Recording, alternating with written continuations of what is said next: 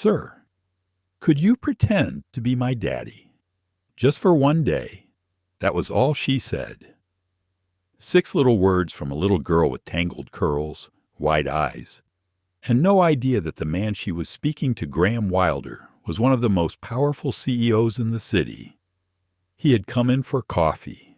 He walked out with a question that would change his life forever. But why would a guarded, emotionally withdrawn billionaire agree to play dad to a stranger's child? What happened to the girl's real father? And what secrets from Graham's past make him flinch at the word family? As the story unfolds, love, grief, redemption, and healing intertwine in a journey that will test every wall he's built and every hope the little girl's mother dares to feel again. Is it possible that the one thing we run from is exactly what we're meant to become? If you've ever believed in second chances, in the quiet power of showing up, or in the unexpected ways life pulls us toward love, this story is for you. So hit like, share, and subscribe to Soul Stirring Stories, and let's begin. Graham Wilder never shouted. He didn't need to. His suits always tailored, his shoes mirror polished, his tone cool, deliberate, and final. He ran Wilder Capital, one of Chicago's most powerful private equity firms, with the precision of a scalpel and the cold discipline of a man who didn't believe in second chances, especially not for mistakes. So when the barista handed him a cappuccino instead of a macchiato at 7:02 a.m. sharp, she didn't get yelled at. She got looked at. Graham placed the cup gently back on the counter, his expression unreadable. "I asked for a macchiato," he said flatly. The girl blinked. She couldn't have been more than 20, her apron still stiff from the first day's starch. "I'm so sorry, sir. I thought—" "You thought wrong." Behind him, the line at the Lakeview Espresso Bar grew. Restless sighs, the soft shuffling of expensive coats, the morning hum of Chicago professionals interrupted. But Graham didn't flinch. He didn't care. He had 3 minutes until his town car pulled up. Then a meeting with European investors. Then a board review. His schedule didn't allow space for foamed milk or apologies. He turned slightly, adjusting the cuff of his charcoal coat, when he felt a soft tug on the sleeve. He looked down and saw her, a little girl, maybe 5, barefoot, except for a pair of bright pink socks. One had a hole in the toe. Her cheeks were red from the wind. Her coat 3 sizes too big and zipped up all wrong. But her eyes, those wide, maple syrup brown eyes, were clear and steady as they locked onto his. She didn't blink. She just said, simply, "Sir, could you pretend to be my daddy? Just for one day." The world slowed. The hiss of the espresso machine faded. The tapping of phone screens behind him vanished. Graham stared at her, and for the first time in years, he didn't know what to say. Before he could speak, a woman came rushing through the door, breathless, her hair coming undone from a messy braid. Her coat flapped open over a waitress uniform, and panic shadowed her face. "Lucy," she gasped, pulling the girl, her daughter, toward her. "You can't just run off like that." The girl leaned against her mother's side but didn't look away from Graham. Her small hand still clung lightly to his sleeve. "I'm so sorry," the woman said quickly, looking up at him. "She didn't mean to bother you. She just has this imagination. And yes, I did mean it." Lucy interrupted, her voice calm and stubborn. "It's Daddy Day at school tomorrow," she added, "but I don't have one. Everyone else does. So I thought, maybe you could help." Her words didn't sound like a plea. They sounded like truth. The woman's face flushed. She knelt beside her daughter and tried again. "Honey, people don't just do things like that." Graham looked at her, now really looked. Her name tag said Clara. Her fingers trembled slightly as she zipped up Lucy's coat properly. Her shoes were worn, laces frayed, but her voice, despite the apology, held a quiet strength. Not weakness, not desperation, dignity. "I'm Clara May," she said, standing, "and this is Lucy." Graham blinked, still off balance. "I work evenings at Rick's Diner on Grand," she said, "and mornings I cover shifts at the hospice center on Fremont. We're not asking for anything." Her voice cracked a little. "It's just she misses something she never got to have." Silence again. Lucy leaned closer. "It's just one day." Graham glanced at his watch. 7:07. He was officially late. He thought of traffic, of quarterly reports, of merger clauses and liquidity sheets. But something about the way this child looked at him without flinching, without agenda, made every perfectly structured thought in his mind collapse like paper. He heard himself ask, "What happened to her father?" Clara hesitated. "Then he passed away when she was a baby. Car crash. She was only 14 months old. No money, no insurance, no goodbye, just gone." She took Lucy's hand, stepping back. "We'll go. I'm really sorry." Graham took a breath. Then, to his own surprise, he said, "Wait." Both Clara and Lucy turned. He cleared his throat. "What time is this?" "Dad Day." Clara blinked. 10.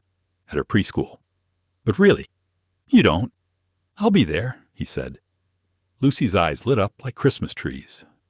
"Really," she whispered. Graham nodded. "Just for one day." A slow smile spread across her face. "I'll make a schedule," she said. "You don't like chaos, right?" He almost smiled. "Correct." Then she giggled, and just like that, the coldest man on the north side walked out of the coffee shop, leaving behind the wrong espresso, but taking something far more dangerous with him, a promise. Graham hadn't been to a preschool since his son's funeral. Even then, he'd stayed in the back of the chapel, silent, unmoving, wearing a black suit that still fit like armor. He remembered the scent of lemon-scented wood polish and wilted lilies. He remembered people looking at him, expecting tears, and getting nothing. Now, 17 minutes before 10 o'clock, he stood outside Little Acorn's Academy, holding a paper schedule that Lucy had handwritten in crayon. It read, "Daddy Day Plan 1. Hug.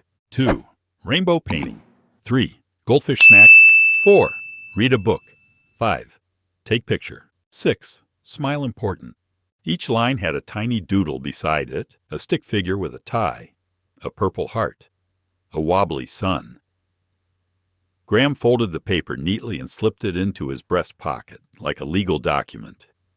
He adjusted the collar of his wool coat and waited. Clara hadn't said whether she'd be there. She wasn't. Instead, a teacher with kind eyes and glitter on her sleeve met him at the door. "You must be Lucy's guest, Mr. Wilder," he replied. "She invited me." The teacher, Miss Beckett, smiled gently, not pressing further. "They're just inside. She's been talking about you all morning." Inside the classroom, chaos reigned. Popsicle sticks, glue sticks, stickers everywhere. The walls were covered in paper clouds, glittering stars, and scrawled declarations like "My Dad Rocks" and "Best Daddy Ever." And in the middle of it all stood Lucy, her hair in uneven pigtails, waving furiously when she saw him. She ran straight into him and wrapped her arms around his waist without hesitation. "You came," she said, as if still half disbelieving it. Graham placed a hand gently on her back. "I said I would." She looked up at him, beaming. "You're a little late." He glanced at the clock. 4 minutes? That's a lot in preschool time. "I'll make it up to you," he said. She pulled him through the room like she owned it. Come on, we have a schedule. Other children stared. A few dads did double takes, one whispering to another behind his coffee cup. Graham ignored them. He sat on the tiny blue chair beside Lucy at the art station. She handed him a paintbrush and a blank page. You do the rainbow. I'll do the grass. He dipped the brush in red paint and frowned. There are 7 colors in a rainbow. Correct. Lucy nodded. But you can skip indigo. It's the weird one. I never liked indigo either, he admitted. She giggled. Halfway through the painting, he noticed her tongue sticking out slightly as she concentrated on her strokes. The green smeared across the page, imperfect but bold. When she wasn't looking, he glanced around. Fathers crouched beside their kids, laughing, reading, helping with crafts. The air buzzed with energy, with love, and for a moment, just one fragile moment, Graham felt something unfamiliar. He felt envy, not for the fathers themselves, but for the years they'd had, for the small, sacred minutes they hadn't missed. He'd missed them all. Lucy didn't know. She couldn't. But still, she looked at him like he was someone who could be trusted with those minutes now. After painting came snack time. Lucy insisted on giving him the bigger goldfish crackers because you're the tallest. Then came the reading rug. Miss Beckett handed out books. Lucy brought him hers. It wasn't a real book, just stapled construction paper with crayon drawings. On the front, "My Daddy is Brave." He turned to the first page and read aloud. "My daddy wears a suit and saves the day. He fights monsters and helps me play. He listens when I whisper low. He always says yes, never no." He read slowly, his voice catching on certain syllables. Around them, other dads read too. But Graham only heard Lucy's breath beside him, the way she leaned into his chest like it was the most natural place in the world. Halfway through the book, she looked up at him. "You read soft," she said. He raised an eyebrow.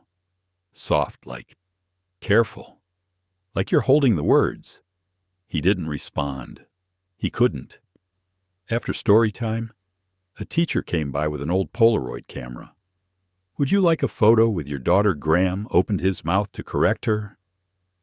Lucy answered first. "Yes, please." The flash popped. Lucy held the photo in her hands like treasure. It was still developing his serious expression next to her grin, paint smudged on both their sleeves. She slipped it into her backpack carefully. At the end of the visit, Graham stood awkwardly at the classroom door while the other fathers started to leave. Lucy hugged him again. "Thanks for coming," she said. He knelt down to meet her eyes. "Thank you for inviting me." "You're good at being a daddy," she whispered. "Even if you're new." Graham blinked. Her words landed with more force than she could ever understand. Clara appeared a few minutes later, breathless from running. "I'm sorry," she said. "My shift went late, and the bus was—" "It's okay," he said quickly. She looked down at Lucy, then back at Graham. "Thank you. Really." He nodded, unsure what to do with the emotions rising behind his ribs. Lucy skipped ahead on the sidewalk, humming to herself. Clara walked beside Graham. "You don't have to do more," she said after a while. "One day was already more than I expected." Graham stayed silent for a few beats. "Then I didn't do it for you." Clara raised an eyebrow. He clarified, softer this time. "I did it for her, and maybe for someone else, too." She didn't press, but something about her expression, calm, open, patient, told him she understood. At the corner, she paused. "Would you like to come for dinner sometime?" she asked. "Nothing fancy, just spaghetti." Lucy would like that. Graham hesitated, not because he didn't want to, but because he did. And that scared him more than anything. I don't do dinners, he said carefully. Clara offered a faint smile. You don't have to decide now. Lucy called from ahead. Mommy, come on. Clara started walking. Graham watched them go, the little girl's backpack bouncing with every step. He should have turned and walked the other way. Instead, he stood there long after they disappeared around the block. That night, back in his penthouse, he took off his coat and found Lucy's crayon schedule still folded neatly in his pocket. He opened it and read it again. Hug Rainbow Snack Book. Picture smile. His fingers paused over the last word. Smile. And for the first time in what felt like years, he did. Graham didn't cancel his meetings that afternoon. He simply didn't show up. His assistant called 3 times. The third voicemail sounded almost afraid. No one at Wilder Capital had ever known him to miss an appointment without explanation. No one knew him to be late, or absent, or human. He sat instead on a bench across from a tiny playground in Wicker Park. It was quiet for midday. A few pigeons pecked at breadcrumbs near the swing sets. The sky had turned pale with the coming of November, the kind of pale that whispered of winter just out of sight. Graham watched the empty swing sway slightly in the breeze. He remembered pushing a smaller swing once, long ago, his son's hands gripping the chains, the laughter that had surprised him then soft, full, real, a sound that had only echoed once in his memory since, until this morning, until Lucy. She had said he was good at being a daddy, even if he was new. It wasn't the compliment that stayed with him, it was the belief, the quiet certainty in her voice, like she'd seen something in him worth holding on to, a stranger, and still, she held his hand. Later that evening, Graham found himself standing in front of Clara and Lucy's apartment building. He hadn't planned to go. In fact, he had tried to distract himself with work, emails, data models, anything. But the thought of Clara's invitation lingered like a note not quite finished. Dinner. Spaghetti, she had said. The intercom buzzed twice before Clara's voice came through. Hello, it's me, he said, unnecessarily. There was a pause. Then the door clicked open. The apartment was on the 3rd floor. No elevator. The hallway smelled faintly of laundry detergent and something frying in oil. Clara opened the door before he could knock. She was still in her work clothes, a gray t-shirt and jeans, hair pulled back, skin flushed from cooking. The kitchen behind her was small but warm, lit with soft yellow light. A pot of sauce simmered on the stove. You came, she said, more surprised than accusatory. I had nowhere better to be. You could have just said you wanted spaghetti, she replied with a smirk. Lucy appeared at the edge of the doorway. You came, she squealed, rushing forward. Graham braced himself for another tackle hug. She stopped just short, then threw her arms around his waist anyway. Mom made garlic bread too. She whispered like it was classified information. Clara stepped aside and let him in. The apartment was modest clean, but cluttered with the details of daily life. Crayon drawings lined the fridge. A broken umbrella leaned against the door. The couch had a visible spring poking from one side, and a stack of library books stood like a miniature tower beside the wall. But it didn't feel poor. It felt lived in. It felt alive. Lucy chattered the entire time they ate.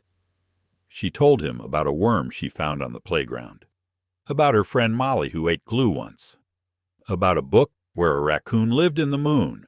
Graham listened. Every word. Clara mostly let her talk. chiming in only when Lucy started talking with her mouth full or dropped her fork. She watched Graham too carefully, without judgment, but with curiosity, like she was trying to figure out whether the moment was real or just a trick of the light. "After dinner," Lucy asked, "can we read?"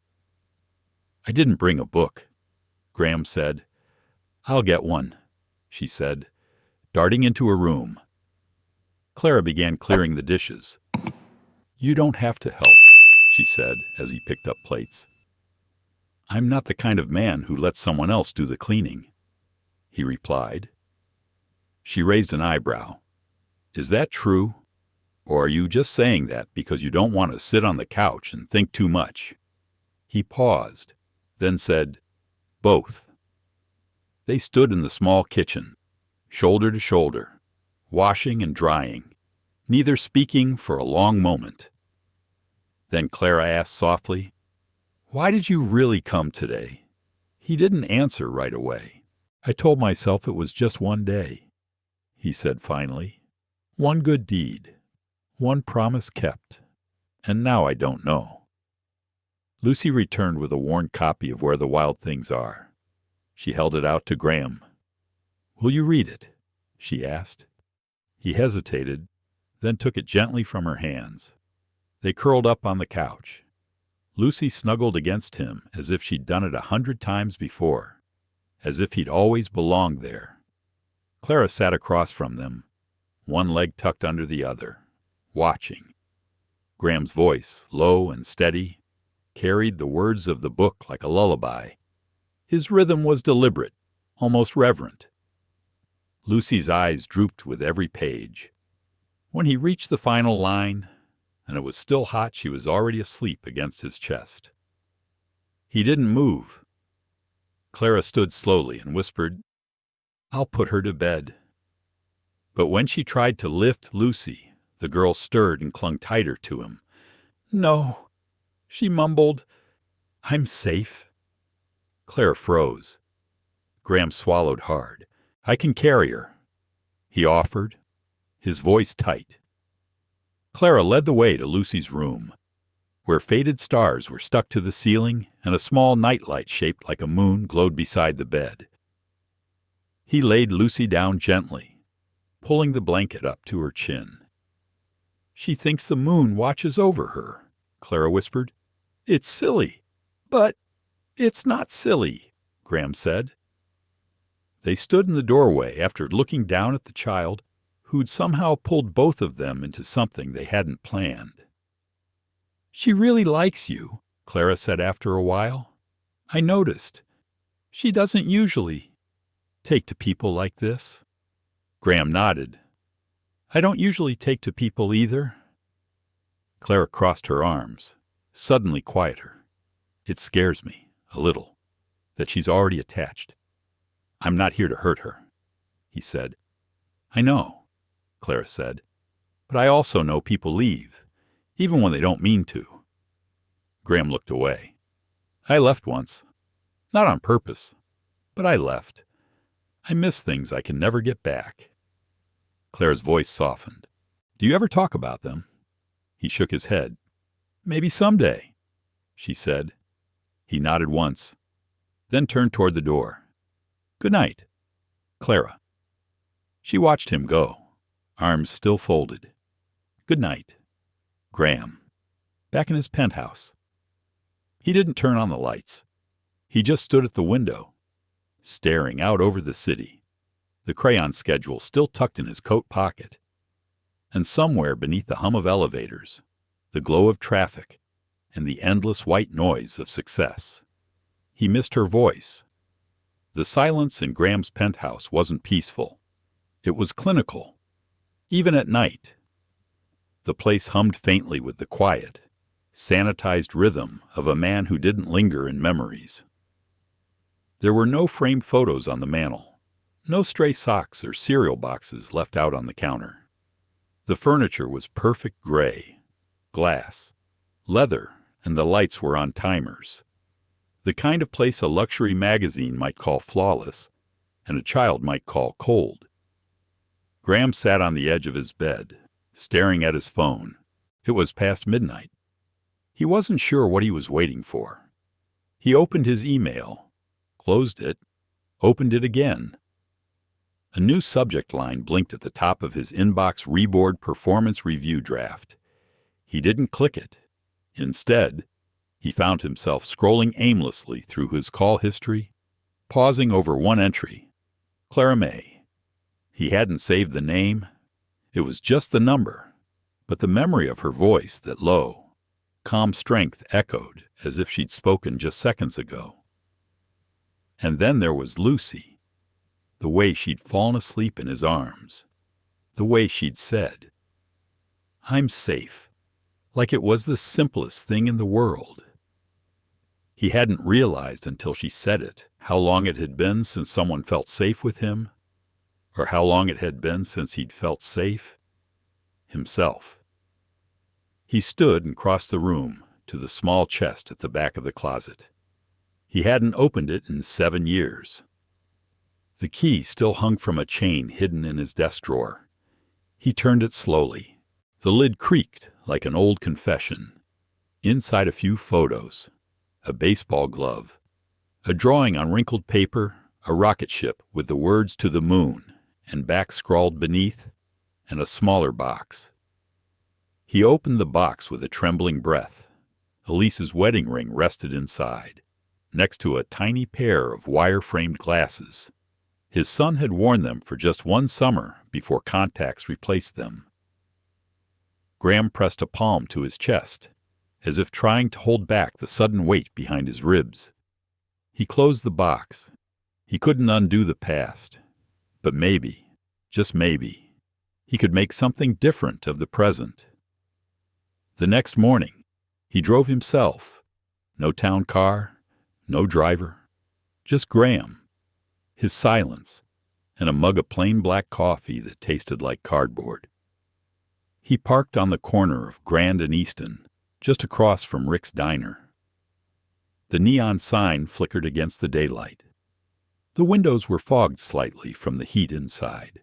He waited until the breakfast rush ended, then stepped inside. Clara didn't see him at first. She was refilling coffee at a back booth, her hair up in a bun, apron stained, sneakers worn down at the heel. She moved quickly, efficiently, but not with defeat. She carried herself like someone who understood how much effort it took to survive, and still showed up anyway. He took a booth near the window. When she finally looked over and saw him, her eyebrows lifted in surprise. Not anger, not exactly joy, something quieter. She approached, pen tucked behind her ear. "I didn't think you ate at places like this," she said. "I usually don't," Graham admitted. She raised a brow. "So what's today? An exception or an accident? Maybe both." She didn't write anything down, just asked. "Coffee." He nodded. She poured it, slid the mug in front of him. "The eggs aren't great today, but the biscuits might make up for it. I'll take your word for it." She lingered a second longer than necessary. "I didn't expect you to show up," she said finally. "I didn't expect you to let me." Clara glanced toward the kitchen, then back at him. "I've got 10 minutes if you can wait. I can." She returned later with a second mug of coffee for herself, sat across from him, unbothered by the curious glance of her manager from behind the register. "So," she said, cupping her hands around her mug, "is this about Lucy or about something else?" Graham studied her for a long moment. "It's about both," he said. She nodded slowly, gaze steady. "That's fair." He reached into the inside pocket of his coat and took out the crayon schedule. The paper had softened from the way he kept folding and unfolding it. Clara smiled when she saw it. She takes things seriously. She really does. He unfolded it fully, smoothed it out between them. His eyes lingered on the last line again. Smile. Important. "I didn't know I needed this," he said, his voice low. until she gave it to me. Clara didn't speak. He continued, "When my son died, I stopped letting people hand me anything. Joy, love, especially forgiveness. She didn't interrupt, didn't ask questions. I don't expect a second chance," he said, "but I think I want one. With Lucy. With you both." Clara's eyes didn't waver, but something shifted in her shoulders. "You don't even know us. Graham, I know enough. We're not a project," she said softly. "We're not broken people for you to fix. I know, and Lucy doesn't need another goodbye. So if you're going to step in, you better mean to stay. I do." She studied him, quiet, thoughtful. "I still don't know if I believe you," she admitted. "Then let me keep showing you." That afternoon, he picked Lucy up from school. She ran out of the door, backpack bouncing, and launched into his arms without hesitation. "You're here I told you I would be. You're really good at keeping promises," she said. He closed his eyes, just for a second, trying to be. They walked home together, Lucy talking nonstop about clouds, about a boy who tried to eat a paperclip, about how she drew him a picture that she couldn't wait to show him. And Graham listened to every word. That night, after dinner, Clara found him and Lucy asleep on the couch again. The book they'd been reading had fallen between them. Her daughter's head rested on his shoulder. She stood in the doorway, not moving, just watching. Because there was something about the way Lucy breathed when she was beside him. Something peaceful, grounded, safe, and something about Graham's stillness, too not rigid, but soft, like a man rediscovering something he thought he'd buried too deep to feel again.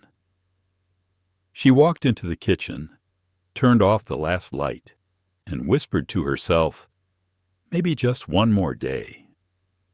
Saturday morning arrived with wind and a sky the color of brushed steel. The kind of Chicago day where the cold didn't shout, it crept. Through bricks, through jackets, through bones. Graham stood in front of Clara and Lucy's building with a bag of groceries balanced against one arm and uncertainty resting heavily on the other. He didn't bring wine.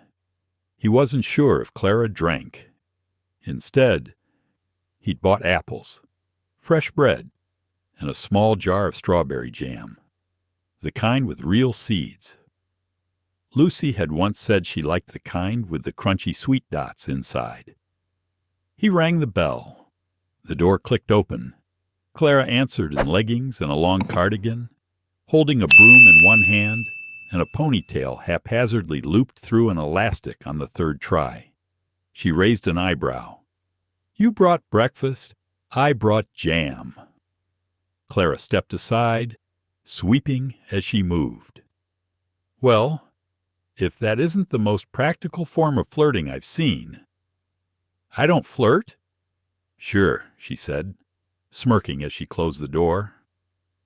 Lucy sat cross-legged on the floor in the middle of what looked like a princess fortress made of couch cushions, cereal boxes, and blankets. A paper crown slid down over one eye as she waved a wooden spoon like a scepter. "You may enter the kingdom," she declared. "Does the kingdom allow coffee?" Graham asked. "Only if you wear the crown," she replied. Graham glanced toward Clara. Clara raised both brows. "House rules." He sighed, took off his coat, and accepted the paper crown with the kind of solemn dignity that only a man in Italian loafers could manage. Lucy beamed. They spent the morning doing nothing important, and somehow everything that mattered. They played Castle Tea Party, which mostly consisted of Lucy making them drink apple juice out of mismatched mugs. They baked banana bread that burned slightly around the edges.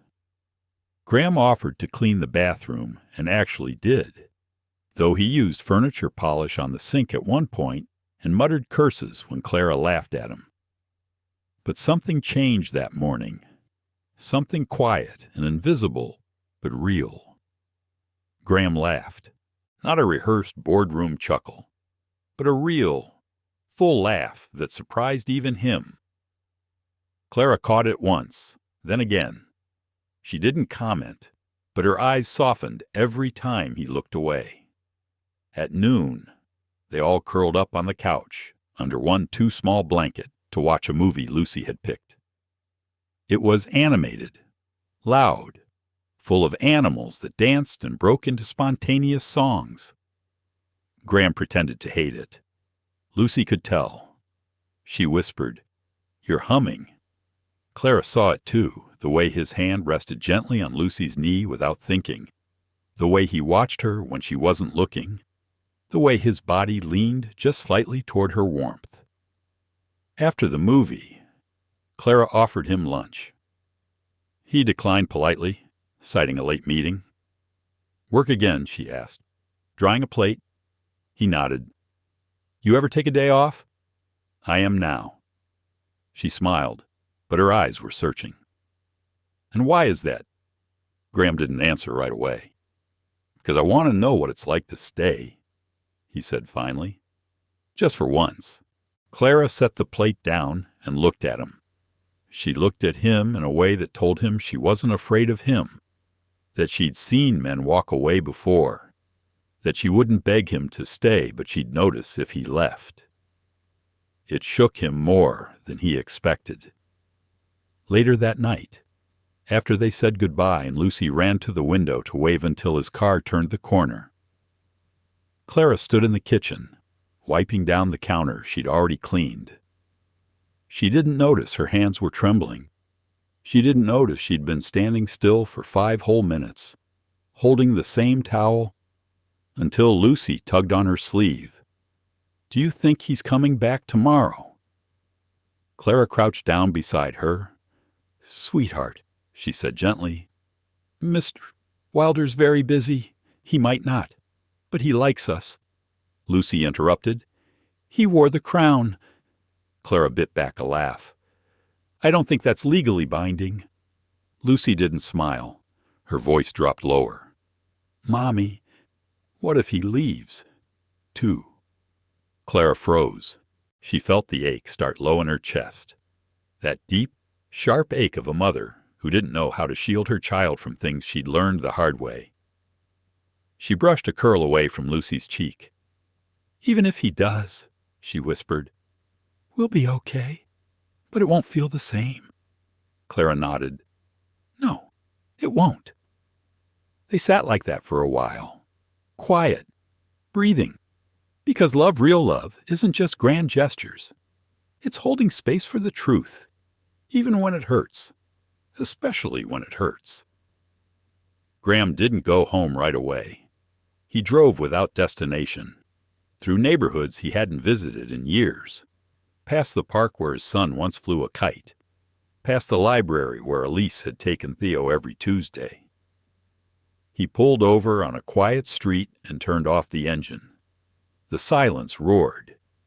He thought about Lucy's voice, the weight of her head on his chest, the way she said safe, like it was something rare and precious. He thought about Clara's eyes, always steady and never needy, the kind of woman who didn't ask for help because life had taught her not to expect it. And then he thought about himself, how long he'd spent building a world that never required him to feel, how good he'd become at existing without connection, how empty the victories felt, now that he knew what real warmth tasted like. He didn't want to be a visitor in their lives, but he didn't know how to ask for more. So instead, he drove back to the penthouse, changed out of the sweater Lucy said made him look less stiff, and poured himself a glass of scotch. He didn't drink it. He just stared at it, then at the crayon schedule still pinned on the fridge. He hadn't taken it down. He couldn't. The next morning, he made a decision, a small one. But sometimes the small ones are the ones that change everything. He stopped at a bookstore on his way to work. bought 3 children's books. One about a lion who loved tea, one about a girl who collected stars, and one about a bear who promised to never leave. He had them wrapped. Then he walked into the office, handed the books to his assistant, and said, "Make sure these are delivered to the May apartment. Personal courier. Signature required." His assistant looked stunned. "You want to send a gift? To a child?"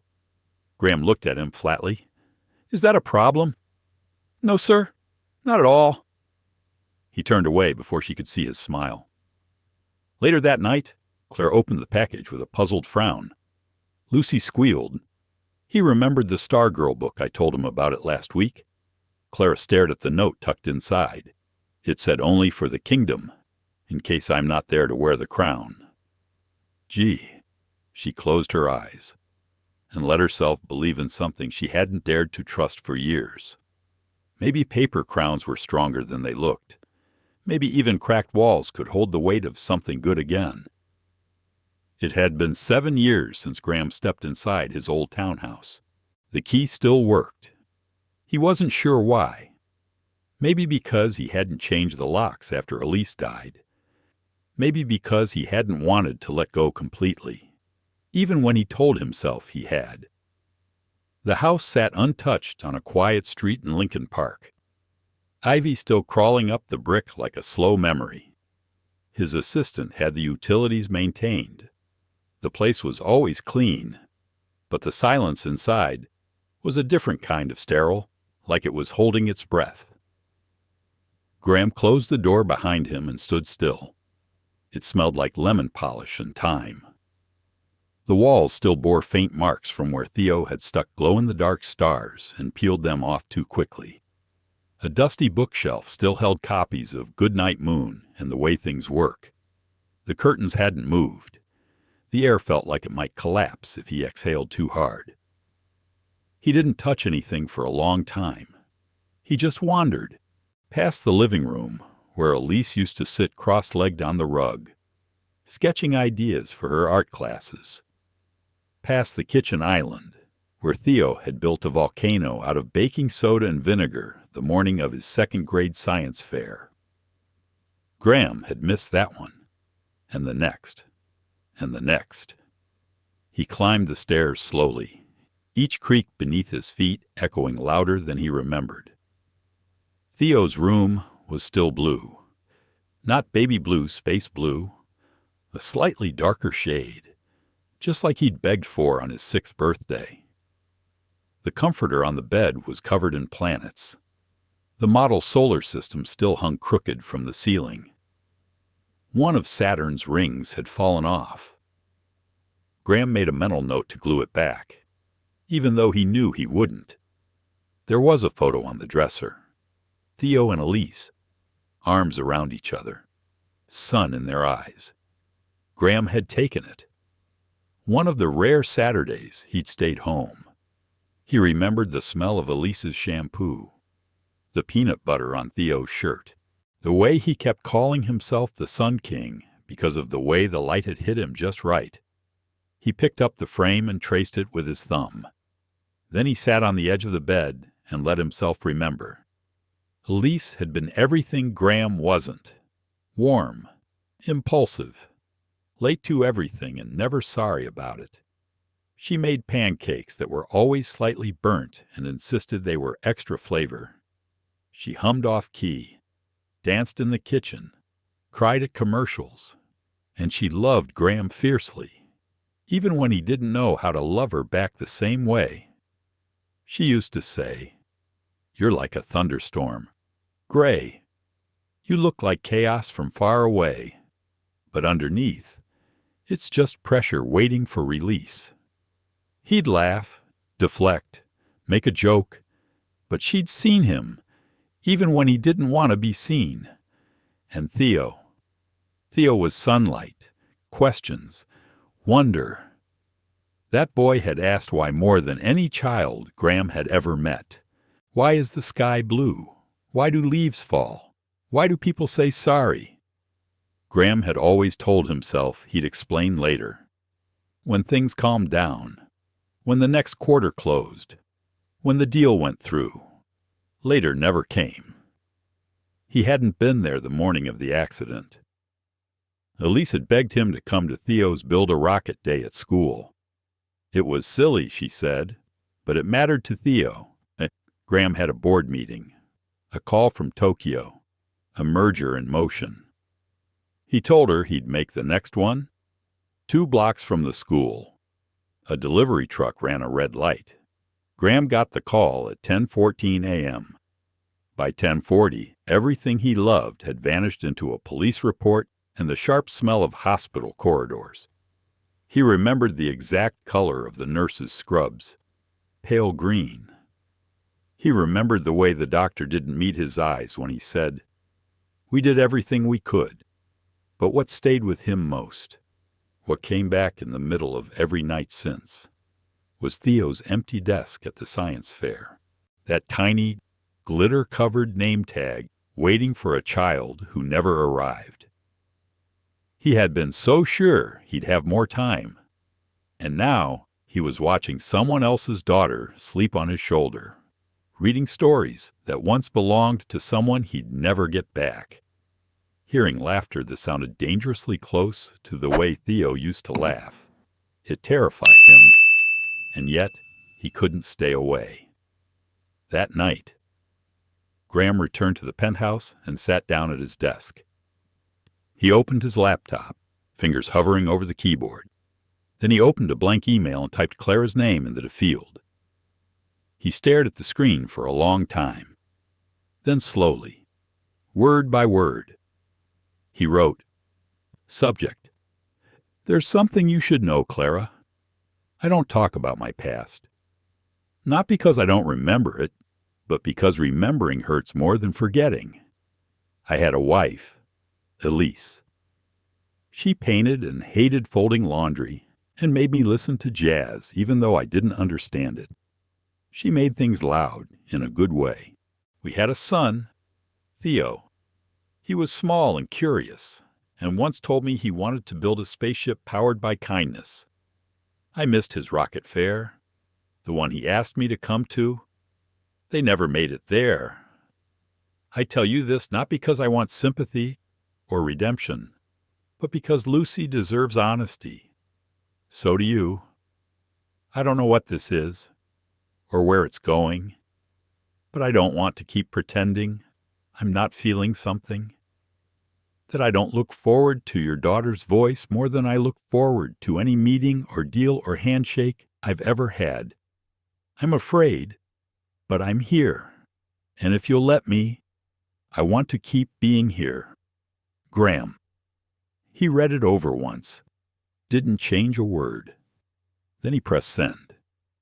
The next morning, he didn't hear from Clara. Not a word. By noon, he'd refreshed his inbox 8 times. By 3 p.m., he'd convinced himself he'd said too much. By 4:30, he was walking home from a strategy lunch, coat tight around him against the wind, when he heard it. A voice, familiar, high and clear. Graham Lucy, running across the sidewalk, arms wide. He barely had time to bend down before she crashed into him. "You got my Crown book," she said breathlessly. "I read the Tea Lion one 3 times. Mommy cried at the Star one. She said it was too beautiful to be pretend. Clara walked up behind her, slower, her hands in the pockets of her coat. She looked tired, but her eyes met his without hesitation. She didn't speak, just nodded. And Graham, for the first time in 7 years, let himself believe that maybe this time he hadn't missed the moment that mattered. It happened on a Tuesday, the kind of Tuesday that begins without warning gray skies, a cold breeze, a lukewarm cup of diner coffee, going cold on the counter. Clara had just finished her shift at Rick's. Her apron smelled like syrup and burnt hash. She was halfway through wiping down the pie case when her manager, Rick himself, called her into the back. He didn't look at her when she walked in. just stood behind his little desk with the laminated prayer card of St. Christopher taped to the wall and a yellow invoice folder in his hands. Clara's stomach dropped. "Did something happen?" she asked. Rick sighed. "Look, this ain't personal," which was always the phrase people used when things were about to get very personal. "Someone from upstairs," he continued, tapping the folder, "called this morning. From the property company." Clara blinked. "What property company?" "The one that owns this building, and 10 others on the block."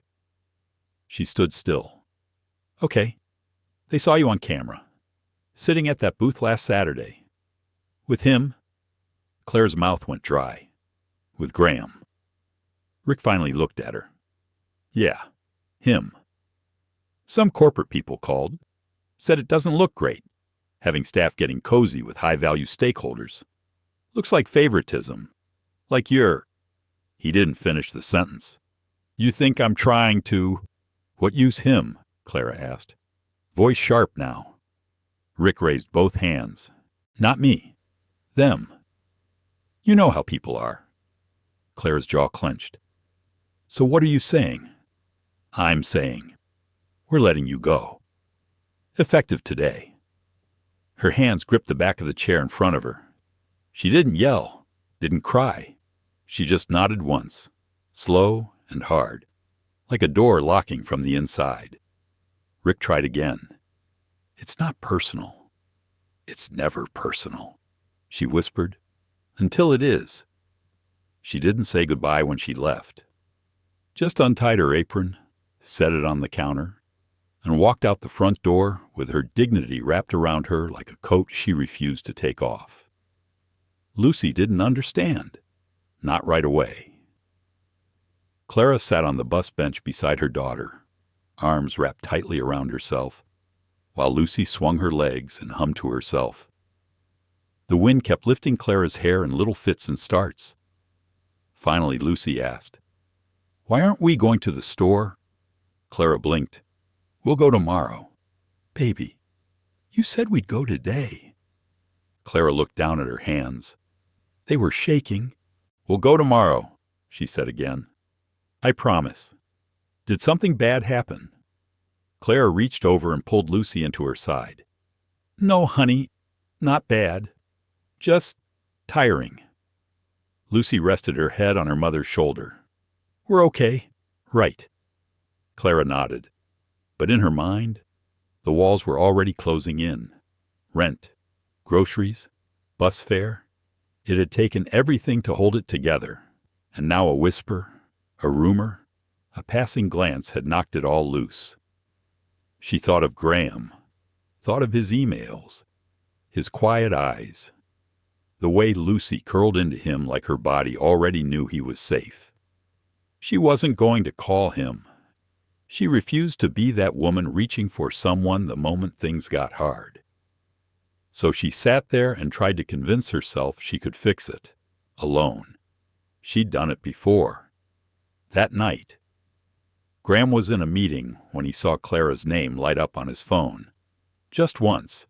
A missed call, no message. He left the room before the CFO had finished his sentence. He called back 3 times. No answer.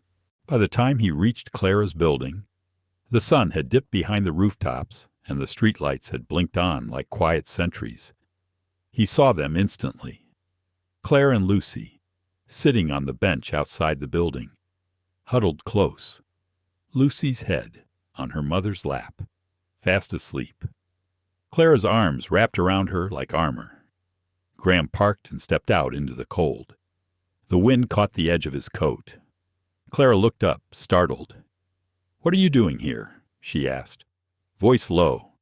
"You called me. I didn't mean to." Graham knelt beside Lucy, brushing a hand over her curls.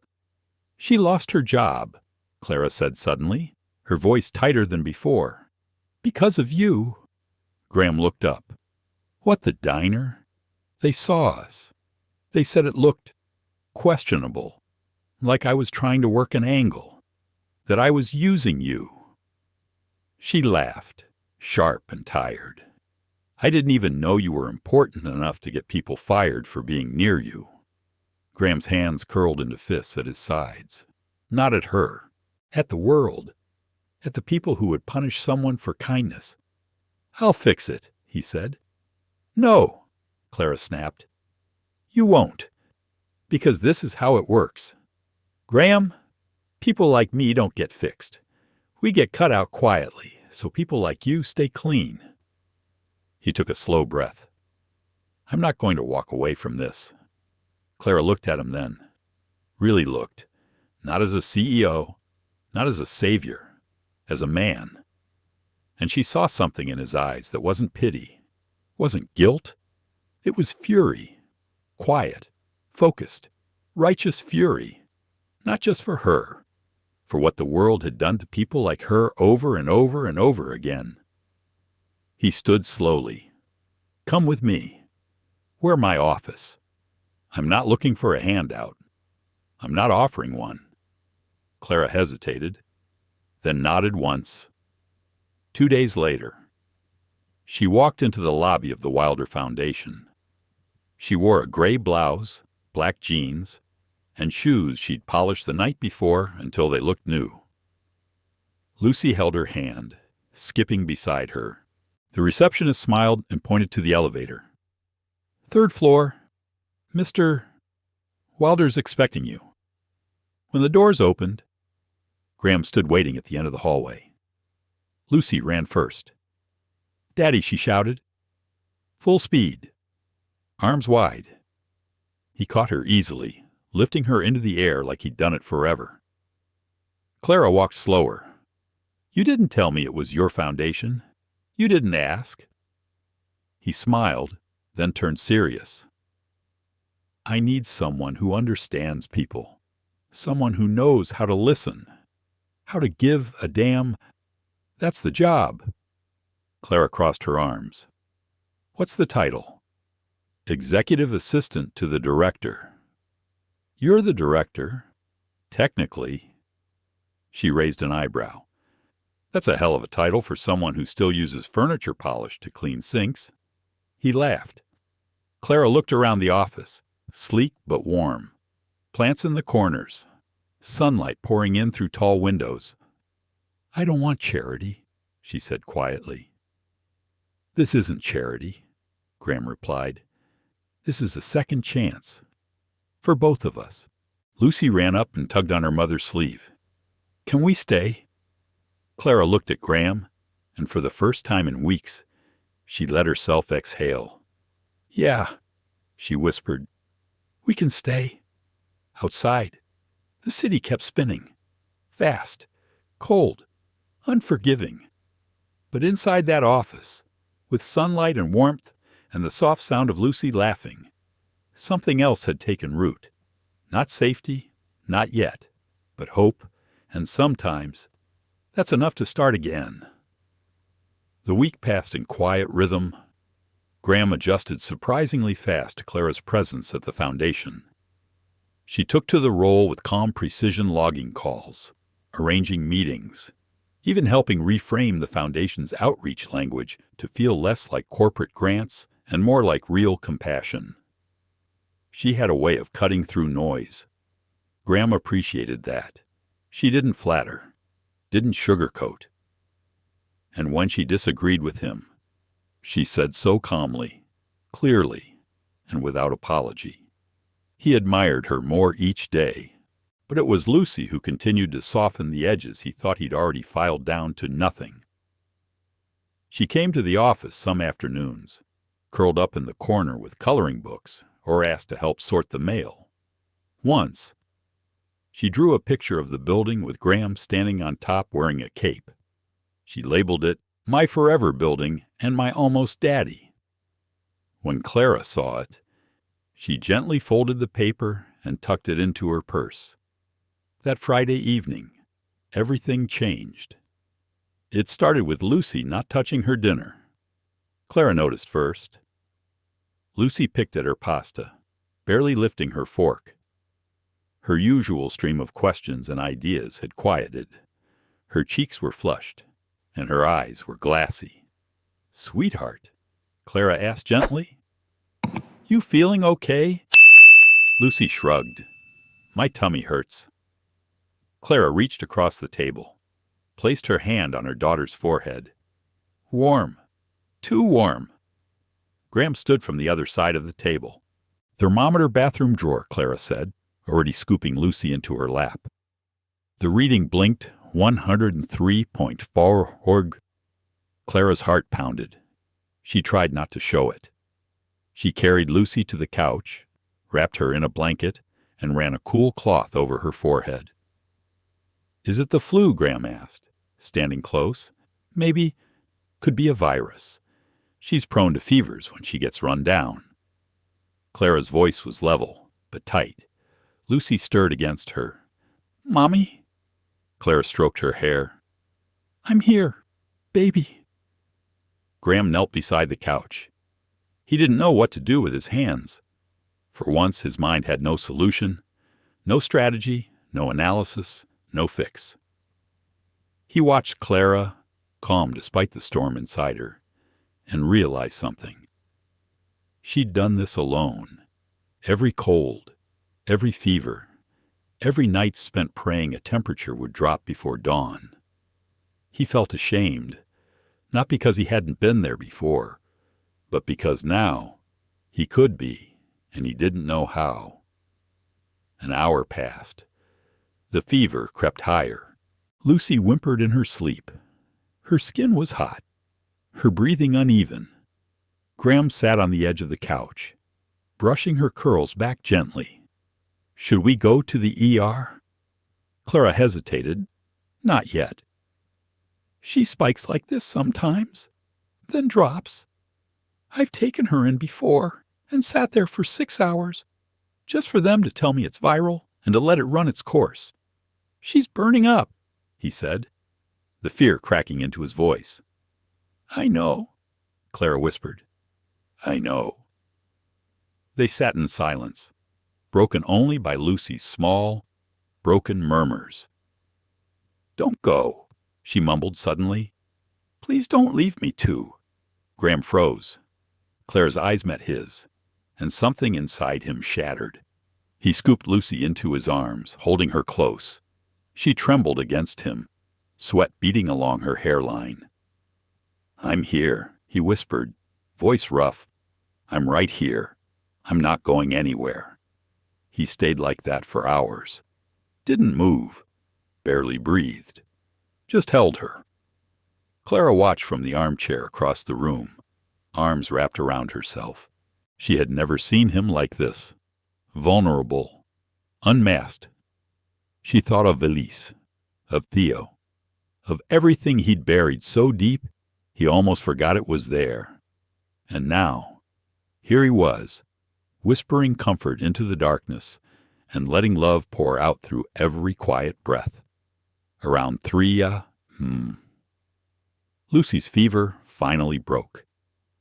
She sighed in her sleep and turned her head into his chest. Cooler now, more peaceful. Clara stood and crossed the room, kneeling beside him. He looked up, eyes bloodshot, face pale. She's okay, she whispered. Graham didn't answer, just nodded, but his eyes. God, his eyes. They looked like someone who'd been standing in a burning house, unsure whether he'd make it out. Clara touched his arm, gently, like she'd touch a wound. You did good, she said. He swallowed hard. She said, don't leave me too. He choked. She said it like it already happened. She's scared, Clara said softly, but not because of you. Graham looked away. I lost my son in a heartbeat. He said, one day he was drawing spaceships, and the next I was picking out a casket. I didn't even know how to order one. Elise did it. I just sat there. Clara listened. He took a shaky breath. I never held him like this when he was sick. I never even stayed home when he had strep. I kept saying next time. She didn't say anything. Now there is no next time. He looked down at Lucy, sleeping against his chest. But maybe this is it. The second chance I never thought I deserved. Clara rested her forehead against his shoulder. You don't have to be perfect, she said. Just present. Graham let out a breath he didn't know he'd been holding. She stood and got him a glass of water, then laid a clean blanket over Lucy and helped him shift her gently to the couch cushions. He stayed on the floor beside her. Clara sat on the other side, arms around her knees, their silence heavy but no longer empty. When the first gray streaks of dawn crept through the curtains, Lucy stirred and opened her eyes. She blinked up at Graham. "You're still here," she whispered. He smiled softly, voice hoarse. "Told you I would be." She reached out, fingers curling around his. Clara's heart ached with something that was not pain, not quite relief, something closer to wonder. She saw it then. Not just a man doing the right thing, but a man falling in love with the idea of staying, with being chosen, not for his power, not for his money, but for his arms, his stories, his presence. And for the first time in a long time, she allowed herself to believe in something more than survival. She believed in morning. Sunday morning brought sunlight, rare for Chicago this late in the year. It slanted through Clara's kitchen window, landing in warm strips across the tile. Lucy sat at the table in her pajamas, drawing quietly with her tongue between her teeth. Graham sipped coffee across from her, still in a wrinkled t-shirt and sweatpants, something so ordinary that Clara kept looking twice. He looked good ordinary, like someone who might do this every Sunday mornings in soft clothes, coffee in hand. His voice quieter because he knew the world outside was already too loud. Clara leaned in the doorway, arms crossed. She hadn't said it out loud, but she liked him there, not because he saved them, but because he didn't try to. He listened. He stayed. She was starting to believe maybe he meant to. Then the knock came. 3 sharp raps, not hesitant, not friendly. Graham looked toward the door instinctively. Clara frowned. Lucy looked up. "Who's that?" Clara stepped toward the peephole and froze. She opened the door slowly. A tall man in a press suit stood on the threshold. Brown hair combed back, shoes polished, a leather briefcase in hand. He looked like someone used to taking control of rooms. "Clara," he said. His tone clipped. "It's been a while." Clara blinked. Reed Graham stood. Lucy slid off her chair and walked toward her mother. "Who's that?" she whispered. Reed looked down at Lucy, his expression unreadable. "Hello?" "Lucy." Clara moved between them instinctively. "What are you doing here?" Reed adjusted the cuff of his sleeve. "I was in the area. I wanted to talk." Graham stepped forward, voice low but firm. You should call next time." Reed gave him a measured look. "And you must be the reason." "Reason for what?" Clara asked. Reed ignored her. "I heard through family channels that you've been involving this man in Lucy's life." Clara's back stiffened. "What's that supposed to mean?" "It means," Reed said, his voice cooling, "that I've consulted an attorney, and I'll be petitioning the court for guardianship." The words dropped like lead. Clara stared at him, stunned. "You're kidding. I'm not. She's my niece, Clara, and she's being raised in unstable conditions. A single parent, now exposed to high-profile figures, public attention. That's not what Theo would have wanted." Clara's face went pale. "Don't talk about Theo. You never even came to his funeral." Reed didn't flinch. "You cut us out." "I protected her." Reed opened his briefcase and handed her a formal-looking envelope. "I'll see you in court." Then he turned and left. The apartment was silent. Lucy looked up at her mother, confused. "Mommy, what's happening?" Clara crouched, pulling her close. "It's okay, baby. It's nothing you need to worry about." Lucy nodded but clung tighter. Graham picked up the envelope and flipped it open. The petition was real. Filed. Signed. Court date already scheduled. "Why now?" he asked. Clara's voice shook. "Because he heard about you. Because he thinks, if he steps in now, he can still control the story. Rewrite it. Take her." Graham sat heavily on the couch, document in hand. He doesn't have a case. He has blood. Graham looked up. Clara met his eyes. "He's Theo's brother. That makes him Lucy's uncle, but not her father." "No, but the court will care about ties, appearances, stability." Graham stood and paced, heart hammering. "So what do we do?" Clara sank into a chair. "We prepare. Over the next week." Things moved fast. Lawyers, affidavits, character witnesses, background checks. Reed's legal team filed motions challenging Clara's fitness as a parent, citing financial instability, lack of family support, and Graham's sudden involvement as questionable influence.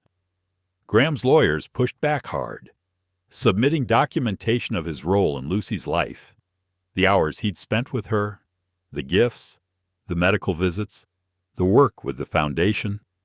Still, Reed's argument boiled down to one simple point. Clara wasn't enough, and Graham, he was just pretending. The morning of the hearing, Graham walked into the courthouse in a gray suit. Not his usual armor, this one was softer, a shade warmer, no tie. He held Clara's hand in the hallway. Lucy held hers on the other side. She wore a blue dress, her favorite one, the one with the stars on the skirt. She looked around the hallway like it was a foreign planet. Inside the courtroom, Reed sat at the petitioner's table, flanked by his lawyers. He didn't look at Clara or Lucy, only at the judge. Judge Ortega was a woman in her 60s with sharp eyes and a long memory. She listened, really listened. Reed's lawyer spoke first. "This child has no stable male figure in her life. She has no extended family involvement. Mr. Donovan is her only surviving biological link beyond the mother. He can provide structure, heritage, legacy." Clara's lawyer responded with calm, pointed facts. Lucy was healthy, happy, safe. Clara had held 2 jobs until she was unfairly terminated. Graham had stepped in not as a stranger, but as someone building a consistent, loving presence. Then came testimony. Clara spoke simply, clearly. "I'm not perfect," she said, "but I love my daughter. I give her everything I can, and when I can't, I show her what it means to try anyway." Graham testified next. "I didn't plan for this," he said. "I didn't seek it. But once I met Lucy, I realized something had shifted. I wanted to stay. I wanted to earn the right to be part of something real." Reed's lawyer pressed him hard. "Mr. Wilder, are you in a romantic relationship with the mother?" Graham looked toward Clara. "Yes. Do you intend to marry her?" "I hope so." The judge raised a hand. "Hope isn't a legal promise." "Mr. Wilder?" Graham nodded. "No, but presence is, and I haven't missed a single school pickup, bedtime story, or doctor's visit since the day she asked me to stay. That has to count for something." Then the judge looked at Lucy. The courtroom stilled. "Would you like to say something?" Sweetheart Lucy stood, small, brave. She walked to the front with quiet steps and looked up at the judge. "My name is Lucy May," she said. "I already have a mommy, and now I picked a daddy, too." Gas fluttered from the back. "I picked him." she said again. He reads to me every night. He always says one more page. He stayed when I was sick.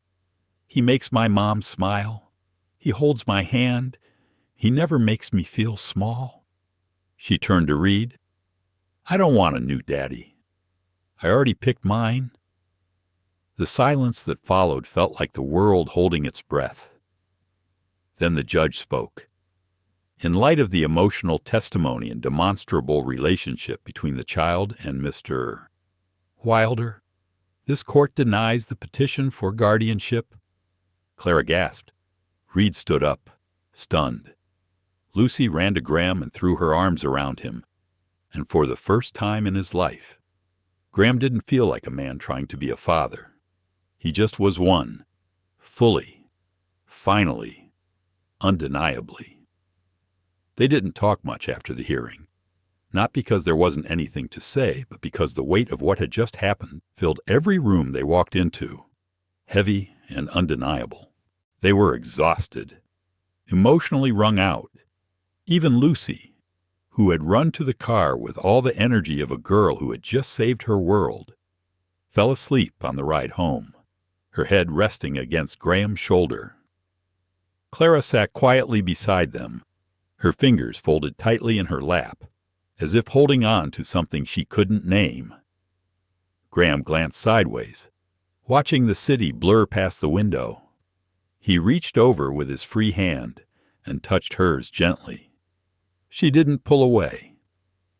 When they got back to the apartment, Graham carried Lucy in, still asleep, and gently laid her on the couch. Clara watched from the hallway, her arms wrapped around herself, her eyes damp. She was so brave, she whispered. Graham turned. She's your daughter.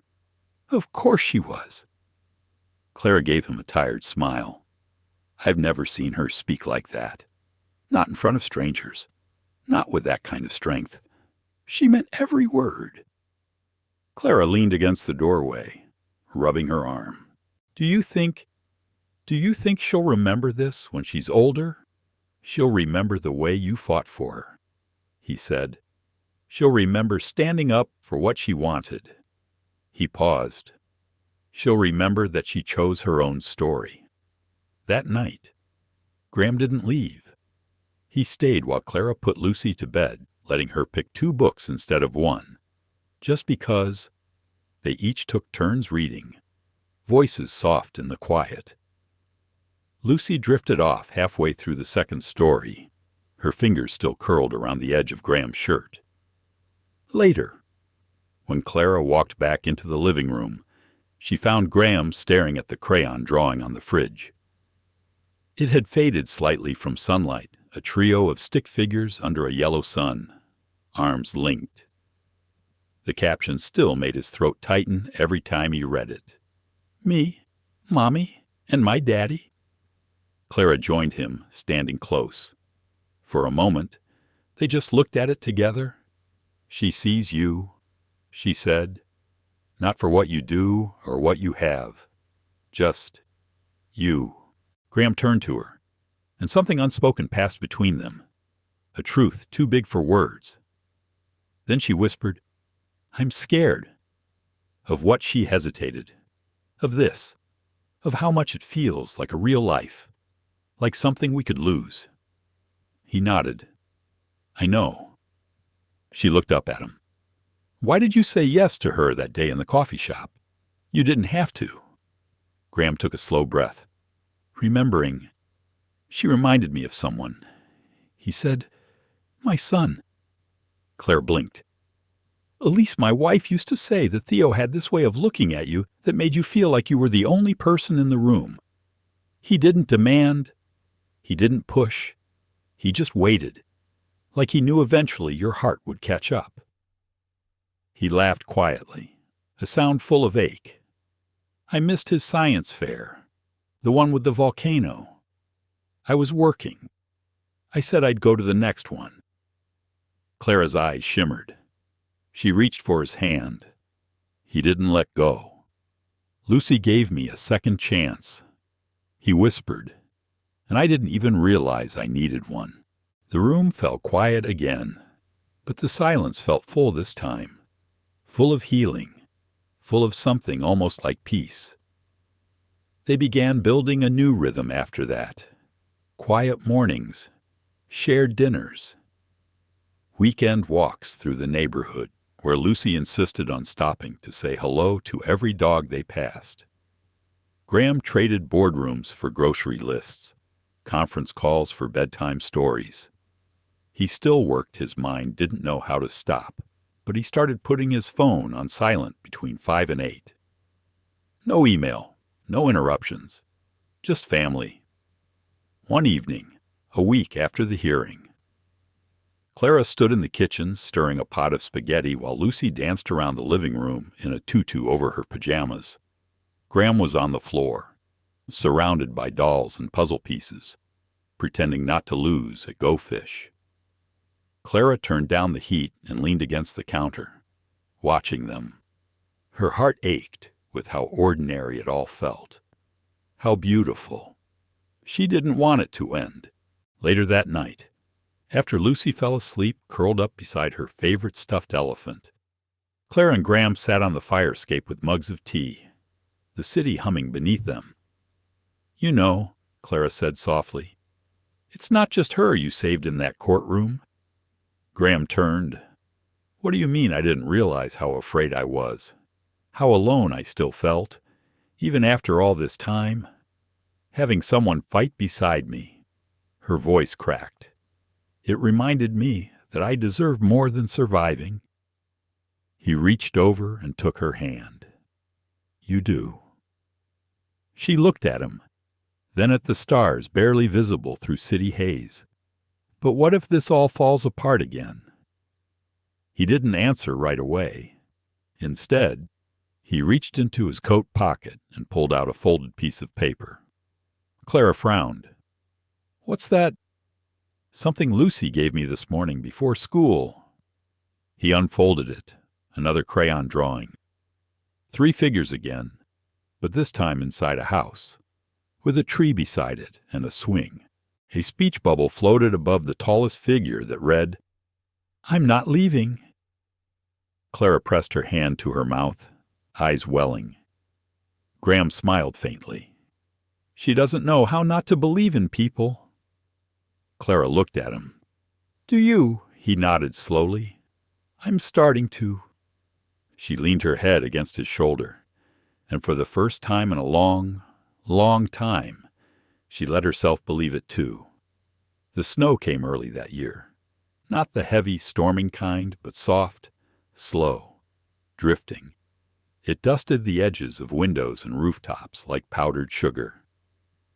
Lucy pressed her nose to the glass, giggling as her breath fogged it up, then wiped little hearts with her fingers. Clara watched her from the kitchen, stirring cocoa on the stove. Graham leaned against the doorframe, arms crossed, a quiet smile resting on his face. It was peaceful, still. And just as Clara turned back to reach for the cinnamon, the envelope fell through the mail slot, cream-colored, thick, embossed with the letterhead of the prestigious Pierce Institute in Boston. She froze. Graham glanced at her. "What is it?" She bent to pick it up, turning it over in her hands. "I applied for this years ago," she said, barely above a whisper. "Before Lucy was even born. Before everything." Graham stepped closer. She opened the envelope carefully, like it might shatter if handled too fast. Her eyes scanned the words once, then again. She pressed a hand to her mouth. "You got it," Graham said softly. She nodded, eyes wide, glassy with disbelief. "I got it." It was the kind of opportunity that didn't come around twice a research position at one of the top child development institutes in the country. Flexible hours, a modest stipend, a full scholarship for continued studies. Everything she had once dreamed of. Before the detours, before single motherhood, before losing herself in survival. She sat down slowly at the kitchen table. Her fingers trembled around the paper. Lucy bounded over, her curls bouncing. "Mommy, what is it?" Clara pulled her into her lap. "It's a chance for Mommy to go back to school, to do research, to help other kids." Lucy tilted her head. In the city, Clara hesitated. "No, honey, it's in Boston." Lucy frowned. "But that's far." Clara kissed the top of her head. "I know." That night, after Lucy had gone to bed, Graham found Clara sitting alone on the fire escape again, her coat wrapped tight around her, the letter clutched in one hand. He stepped out quietly, handed her a fresh mug of tea, then sat beside her. "You should take it," he said. She didn't respond. "I mean it," he added gently. "You deserve this." She stared down at the letter. "It's not just about me." He nodded. "I finally got here," she whispered. "Not Boston. Here. With Lucy. With you. I finally feel like I can breathe again." She looked at him. "What if I lose that?" Graham took a long breath. The wind picked up slightly, tugging at the loose strands of her hair. "Clara, you don't give up dreams," he said. "You bring them with you." Her eyes shimmered. "But what if it's too much? What if I go and everything unravels again?" He reached for her hand, interlacing their fingers. His voice was steady, warm. "Then it wasn't real enough to begin with, but I believe it is. This what we have. It's not a fantasy. It's not just circumstance." He paused. "I want to fight for this. Not just now. Every day." Clara blinked hard. "You're not going to ask me to stay?" He shook his head. "I'm going to ask how I can come with you." She stared. He laughed softly. "I'm a CEO. Clara, I can work from a different city. I can sit in boardrooms in Boston just as easily as New York." He leaned forward. "But I can't sit across a country from you and pretend this didn't happen. Pretend I didn't find something that finally feels like home again." A tear slipped down her cheek. "I didn't think I'd get to have both," she said. "A dream and a life. You're allowed to have both," he said. "You're allowed to be happy." She leaned into him, forehead against his chest, heart thudding so loud she was sure he could feel it. Graham wrapped his arms around her. "You taught me that showing up matters more than perfection," he whispered. "So I'm here, and I'm staying." When they walked back inside, Lucy had woken up and padded into the hallway. Her eyes were sleepy, her voice groggy. "Is everything okay?" Clara crouched beside her. "Everything's better than okay," she said. "Would you want to live in a new city for a while? With both of us?"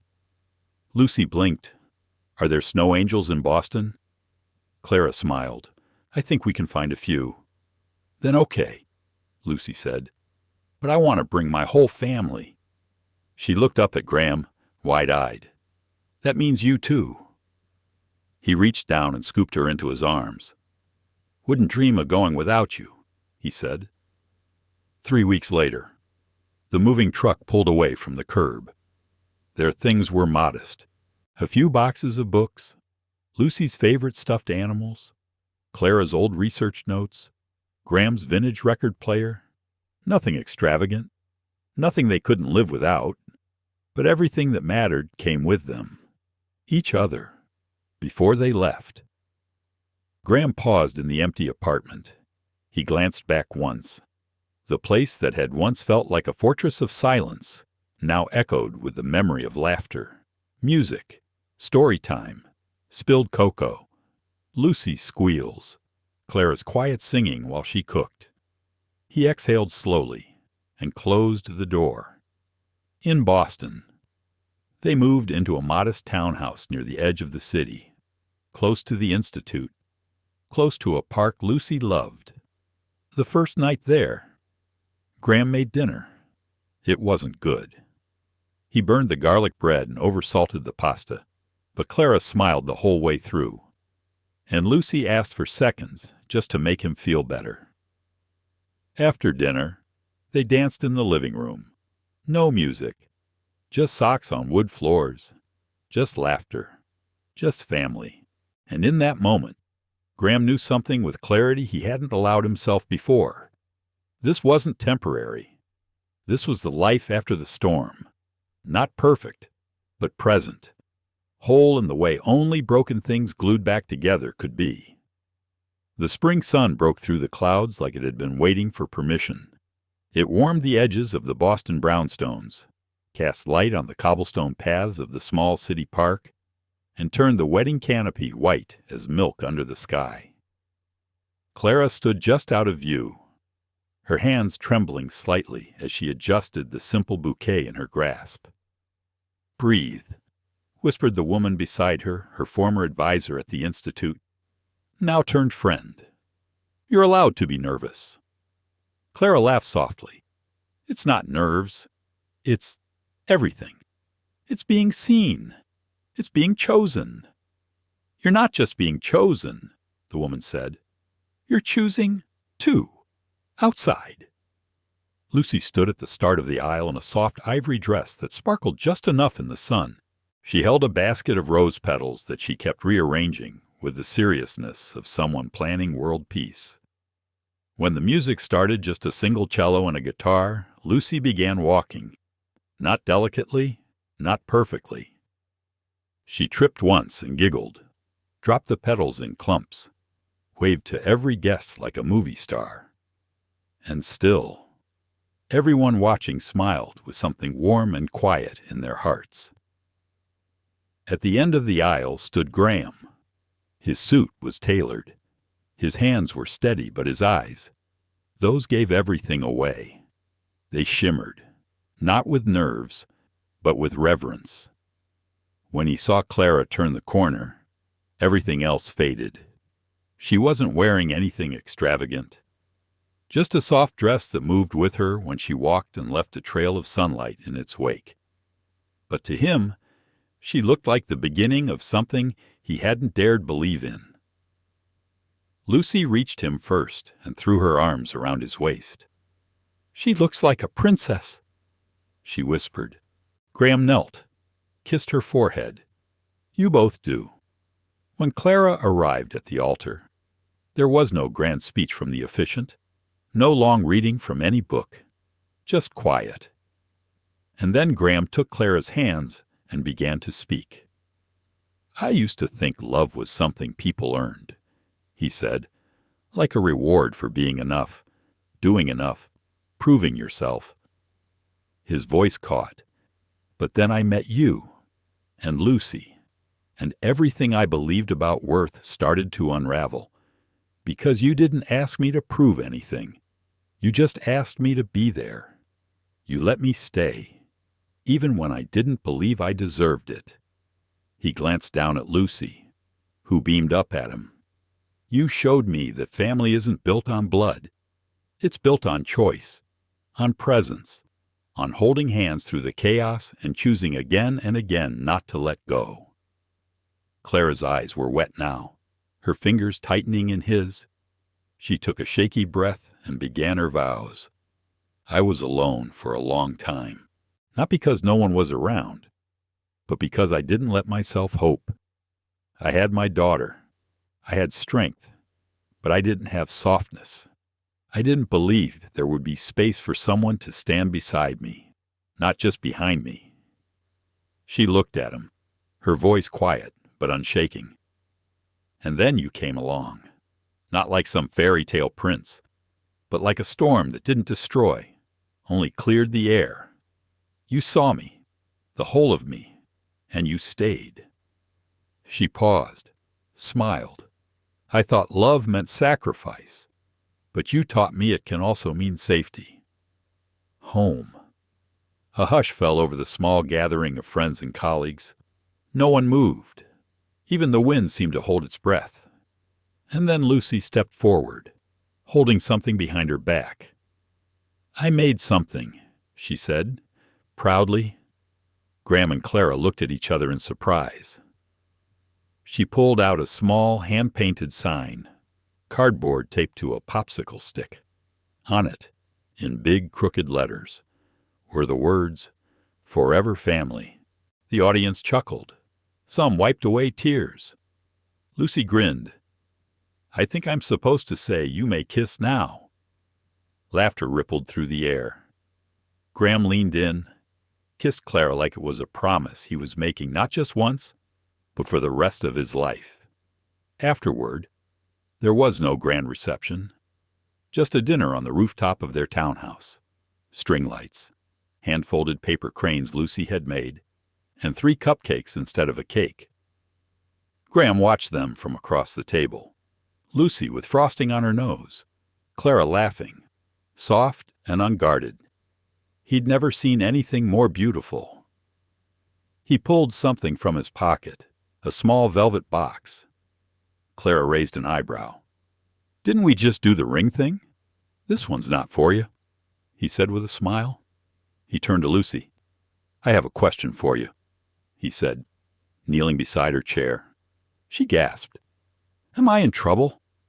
"No," he chuckled, "but I do need your answer." He opened the box. Inside was a necklace. "A delicate silver chain with a tiny charm, a heart engraved with the word always, Lucy May," he said. "When you first asked me to be your daddy, I thought it would be for a day. But every day since then, you've chosen me again and again." He paused. "So now I want to ask, can I be your daddy, forever officially?" Her eyes widened, like adoption. He nodded. "Really?" Her voice cracked.